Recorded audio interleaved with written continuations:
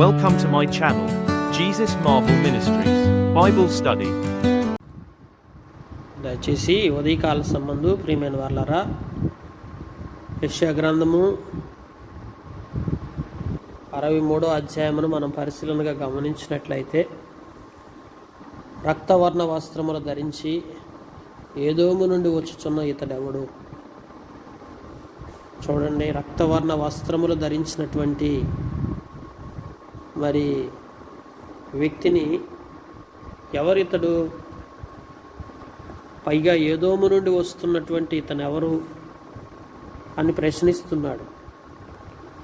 ప్రియులారా, లోకంలో వస్త్రాలు మన యొక్క ఆత్మీయమైనటువంటి స్థితిని చూపిస్తాయి. ఒక మనిషి యొక్క రూపాన్ని అతడు ధరించినటువంటి వస్త్రములను బట్టి చెప్పొచ్చు కదా. మరి లోకములో భిక్షాటన చేసేటువంటి వ్యక్తి యొక్క వస్త్రాలు ఎట్లా ఉంటాయో చెప్పొచ్చు కదా. ఎందుకంటే ధరింపబడినటువంటి వస్త్రాలను బట్టే అతని స్థితి ఏమైనది, అతను ఎలాంటి వాడు అనేది ఒక అంచనాకి వస్త్రములే, మనం ధరించుకున్న వస్త్రాలను బట్టే మన స్థితి మనకి బయలుపరచబడతా వస్తుంది. అందుకే రక్షణను కూడా వస్త్రంతో పోల్చాడు, నీతిని కూడా వస్త్రంతో పోల్చాడు. మరి నీతి వస్త్రం ఎట్లవుతుంది, రక్షణ వస్త్రం ఎట్లవుతుంది? ఇట్లాగా పరిశుద్ధ గ్రంథంలో చాలా వాటిని మరి వస్త్రములతో పోల్చడం జరుగుతూ వచ్చింది. అంటే మానవుని యొక్క స్థితిని తెలియపరచడానికి వస్త్రములు ఆధారముగా ఉన్నవనుటకు బైబిల్ గ్రంథంలో మనం అనేక సందర్భాలను మనం పరిశీలనగా చూడవచ్చు. కనుక రక్తవర్ణ వస్త్రములు ధరించి ఏదోము నుండి వచ్చుచున్న ఇతడెవడు, శోభిత వస్త్రము ధరించిన వాడై గంభీరముగా నడుచుచు బోస్రా నుండి బలాతిశయముతో వచ్చుచున్న ఇతడెవడు, నీతిని బట్టి మాటలాడుచున్న నేనే, రక్షించుటకై బలాఢ్యుడినైన నేనే. చూడండి, ఎవరు ఇతడు? నీతిని బట్టి మాట్లాడుచున్నటువంటి దేవుడు, రక్షించుటకు బలాఢ్యుడైనటువంటి దేవుడు. తను ధరించుకున్న వస్త్రము రక్తవర్ణ వస్త్రములుగా ఉన్నటువంటి, శోభిత వస్త్రములుగా ఉన్నటువంటి, గంభీరముగా నడుచుచున్నటువంటి ఆ స్థితిని, బలాతిశయముతో వచ్చుచున్నటువంటి ఆ స్థితిని వివరిస్తున్నాడు. మన దేవుడు మన దగ్గరికి ఎలా రావాలనుకుంటున్నాడో తెలుసా? గంభీరముగా వస్తుంటున్నాడు. గంభీరముగా ఉండుట. లోకములో దేవుడు గంభీరముగా ఉండేటువంటి దేవుడు, అలాగే బలాతిశయముతో నిండినటువంటి దేవుడు, నీతిని బట్టి మాట్లాడేటువంటి దేవుడు, నిన్ను నన్ను మనలందరినీ రక్షించుటకు బలాఢ్యుడైనటువంటి దేవుడు నీ వద్దకు రావాలనుకుంటున్నాడు. అది కూడా రక్తవర్ణ వస్త్రములు ధరించుకొని నీ వద్దకు వస్తుంటున్నాడు. ప్రియులారా, రక్తవర్ణం అంటే ఎరుపు వస్త్రములు. చూడండి, ఎరుపు సామాన్యంగా ఈ ఎర్రగా, అందుకే నీ వస్త్రం ఎర్రగా ఉన్నదేమి అంటున్నాడు. ఎర్రటి వస్త్రాలు సామాన్యంగా ప్రియులారా వీడి సమయాల్లో మన వాళ్ళు వేసుకోరు. ఎందుకంటే ఎర్రని వస్త్రం అనేది ప్రత్యేకించి రక్తవర్ణమైనది, అంటే రక్తానికి సాదృశ్యమైనటువంటి రంగు గనుక ఈ రక్తానికి సాదృశ్యముగా ఉన్నటువంటి ఎర్రని వస్త్రమును సాధారణమైన స్థితిలో ధరించేటువంటిది తక్కువగా ధరిస్తూ ఉంటారు. అయితే ప్రియులారా, ఇక్కడ రాయబడిన మాట ఏంటంటే, నీ వస్త్రము ఎర్రగా ఉన్నదేమి, నీ బట్టలు ద్రాక్ష మగును త్రొక్కుచుండువాని బట్టల వలె ఉన్నవేమి. ద్రాక్ష రసము యొక్క రంగు కూడా ఎర్రని రంగే. ఒంటరిగా ద్రాక్షగా మగును తొక్కితివి, జనములలో ఎవడునూ నాతో కూడా ఉండలేదు. కోపగించుకుని వారిని త్రొక్కితివి, రౌద్రము చేత వారిని అణగద్రొక్కితివి. వారి రక్తము నా వస్త్రముల మీద చిందినది, నా బట్టలన్నీ డాగులే. దేవుని వాక్యంలో మనం చూస్తుంటున్నప్పుడు మరి ఇక్కడ త్రొక్కుట గురించి మాట్లాడుతుంటున్నాడు. ద్రాక్ష గానుగను త్రొక్కితివి, జనములలో ఎవడూ నాతో ఉండలేదు, కోపగించుకొని వారిని త్రొక్కితివి. అంటే ఈ ఎర్రని వస్త్రాలు దేనికి సాదృశ్యం అంటే త్రొక్కటానికి. అంటే ద్రాక్షారసమును త్రొక్కి ఆ ద్రాక్షారసము యొక్క తొక్కినందువలన ఆ బట్టలంతా కూడా ఆ ద్రాక్షారసం యొక్క మరకల చేత మరి ఆ బట్టలన్నీ కూడా ఎర్రగా అయిపోయినాయి. అలాగే జనముల్లో ఎవడూనూ నాకు ఉండలేదు, కోపగించుకొని వారిని త్రొక్కితివి. అంటే మనుషులను కోపగించుకొని త్రొక్కి మరి త్రొక్కినప్పుడు వచ్చినటువంటి రక్తము చిందించబడి అట్లా రౌద్రము చేత అణగదొక్కబడినటువంటి రక్తం వచ్చి వస్త్రం మీద చిందినప్పుడు ఆ బట్టలన్నీ డాగులుగా అయిపోయి పగదీర్చుకొని దినము నా మనసునకు వచ్చెను. కనుక ప్రియులారా, ఏంటి రక్తవర్ణ వస్త్రాలు ఏం చూపిస్తున్నాయంటే కోపము చేత రౌద్రము చేత మరి అణగదొక్కబడినప్పుడు చిందించబడినటువంటి రక్తము వస్త్రముల మీద పడినప్పుడు ఆ వస్త్రపు మరి రంగుని ఎర్రని రంగుగా రక్తవర్ణ వస్త్రములుగా పోల్చడం జరుగుతుంది. కనుక దేవాతి దేవుడు మన యొక్క పాపపు స్థితిని బట్టి మన యొక్క అందుకే అక్కడ నా బట్టలన్నీ డాగులే అని రాయబడతా వచ్చింది. పగ తీర్చుకొని దినమున మనసునకు వచ్చెను. వాస్తవికంగా మనం చేసిన పాపానికి, మనం చేసిన చెడుతనానికి, మన అవిధేయతలకి దేవుడు మనల్ని అణగద్రొక్కి రౌద్రము చేత అణగద్రొక్కి ఆ అణగదొక్కినటువంటి స్థితిని బట్టి ఆ రక్తపు ఆ మరకల చేత మనల్ని ఆత్మీయంగా మరి పగదీర్చుకొని మన మీద రౌద్రాన్ని చూపించి, మన మీద కోపాన్ని చూపించి, మనకు అణగదొక్కి మన యొక్క రక్తమును చిందింపజేసినప్పుడు ఆ రక్తవర్ణపు మరకలుగా మన వస్త్రం మారిపోతుంది ప్రియులారా. కనుక రక్తవర్ణ వస్త్రము దేనికి సాదృశ్యం అంటే కోపానికి, రౌద్రానికి. అంటే దేవుని యొక్క శక్తి, బలమైనటువంటి శక్తిని వెల్లడిపరిచి మన యొక్క అపరాధములను బట్టి, మన చెడుతనాన్ని బట్టి, మన దోషాలను బట్టి మన మీద రౌద్రాన్ని చూపించి, మన మీద కోపాన్ని చూపించి మన అణగదొక్కినప్పుడు చిందించబడిన రక్తము మన యొక్క వస్త్రముల మీద పడితే ఆ రక్తము ఎలాంటి రక్తవర్ణపు వస్త్రాలు ఉంటాయో అలాంటి సాదృశ్యముగా ఇక్కడ పోలుస్తున్నాడు. దాని అర్థం ఏంటంటే దేవుని బిడ్డలమైనటువంటి మనము నిజంగా మనం చేసేటువంటి పాపమును బట్టి, మన చెడుతనాన్ని బట్టి దేవుడు పగదీర్చుకుంటే మన స్థితి ఎట్లా ఉంటుందంటే అలాగుంటుంది. కానీ ప్రియమైన వారలారా, దేవుని వాక్యం ఏం చెప్తుందంటే విముక్తి చేయదగిన సంవత్సరం వచ్చి ఉండెను. దేవుడు మనం జన్మతః క్రియాపూర్వకంగా పుట్టిన నాటి నుంచి నేటి వరకు ఎన్నో కార్యముల యందు, క్రియలలో మనం తప్పిపోయినటువంటి వారం. మానవ తరహాగా మన చూపులు, మన ఆలోచనలు, మన తలంపులు, మన క్రియలు ఏవి కూడా మనకి మంచివి కాదు, చెడు సంబంధమైనవి. క్షణక్షణము దేవుడు మన మీద కోపపడడు కదా, నిమిషము దేవుడు మన మీద కోపపడడు. దినమెల్లా మన మీద కోపపడతా ఈ రక్తవర్ణ వస్త్రాలు కానీ ధరించుకొని మన దగ్గరికి బలాఢ్యుడిగా మన యొద్దకు వస్తే మనం ఎవరూ కూడా తట్టుకోలేము ప్రియులారా. కొన్నిసార్లు మనం ఇళ్లలో చూడండి, కొన్ని గడియల్లో మరి మన మనసుకి నచ్చనివి జరిగినప్పుడు విపరీతమైన కోపానికి గురైపోతాం. ఇక ఆ గడియలో ఎవరు మాట్లాడినా, ఎవరన్నా మనతో వచ్చి ఏమన్నా సంభాషించినా, ఏమన్నా మాట్లాడినా మనసంతా కోపంతో ఉంటుంది, రగిలిపోతూ ఉంటాం. ఆ కోపం సమయంలో ఎవరన్నా వచ్చి మామూలుగా వేరే ఎవరన్నా వచ్చి మాట్లాడినా కానీ వారితో కూడా కోపంగానే ఉంటాం కదా. ఎందువలన మన మనసు ఆ సమయం అందు ఎలా ఉంది? కోపముతో నింపబడి ఉన్నది కదా. కనుక కోపంతో నింపబడిన సమయంలో మనం ఎట్లుంటాము? ఏది మాట్లాడినా కోపంగా మాట్లాడతాం. ఏది మాట్లాడినా కానీ, ఎవరితో మాట్లాడినా కానీ ఆ మనసు అనేది కోపము చేత నింపబడి ఉన్నంతసేపు అలాంటి కోపపు మాటలు వచ్చేస్తాయి. కోపముతో మాట్లాడతాం. కనుక దేవుని బిడ్డలారా, పరిశుద్ధ గ్రంథంలో మనం చూస్తుంటున్నప్పుడు అయినను విముక్తి చేయదగిన సంవత్సరం వచ్చి ఉండను. దేవుడు నీ జీవితాన్ని విమోచించే ఒక సంవత్సరం.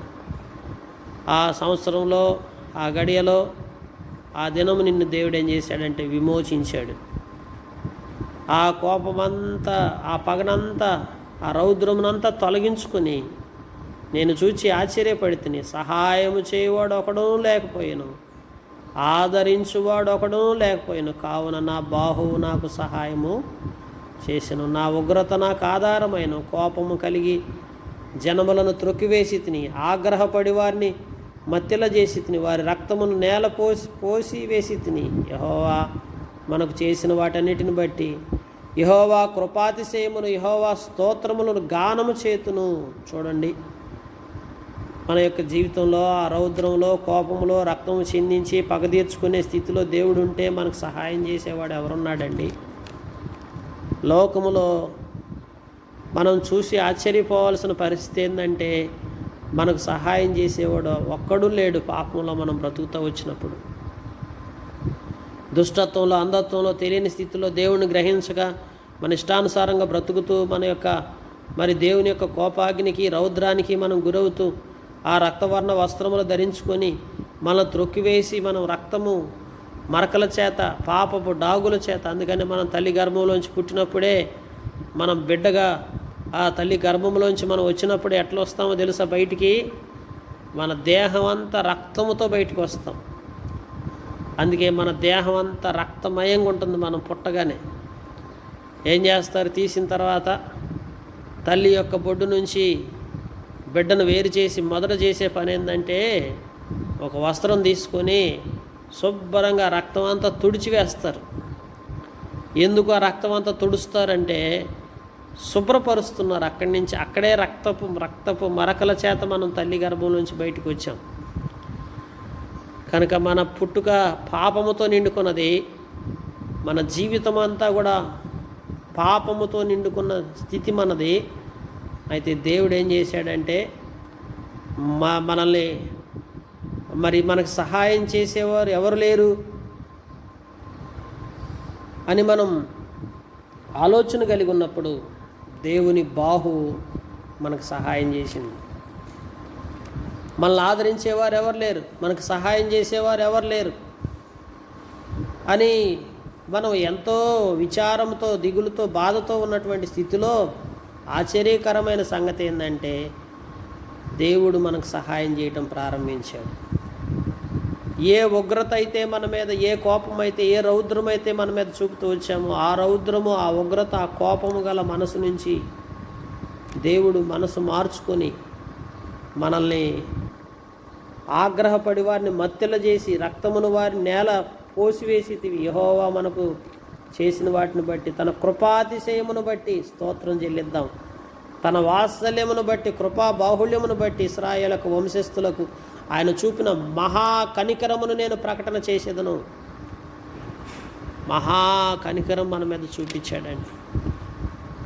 ప్రియమైన బిడ్డలారా, ఉదయకాల సంబంధం ఒక్కసారి మనం ఆలోచిస్తే ఎంత గొప్ప మహా కనికరమును నీ మీద చూపించాడో తెలుసా దేవుడు? ఆ కనికరమును బట్టి, ఆ కృపాతిశయమును బట్టి, ఆ వాత్సల్యమును బట్టి, ఆ కృపా బాహుళ్యమును బట్టి నేను ప్రకటన చేసేదను. ఈరోజు నువ్వేం ప్రకటన చేయాలి తెలుసా? ప్రభువు నా మీద చూపిన మహాకృప, ఆ కృపాతిశయమును నేను స్తోత్రం చేసక గానము చేయకుండా ఉండలేను. మనకు చేసిన వాటిని బట్టి మన జీవితంలో ఏం చేశాడు దేవుడు? తన కృపాతిశయమును మన మీద కురిపించాడు. తన వాత్సల్యమును మన మీద చూపిస్తూ వచ్చాడు. తన కృపా బాహుళ్యమును మన మీద కుమ్మరింపజేస్తూ వచ్చాడు. మహా కనికరం మన మీద చూపించాడు.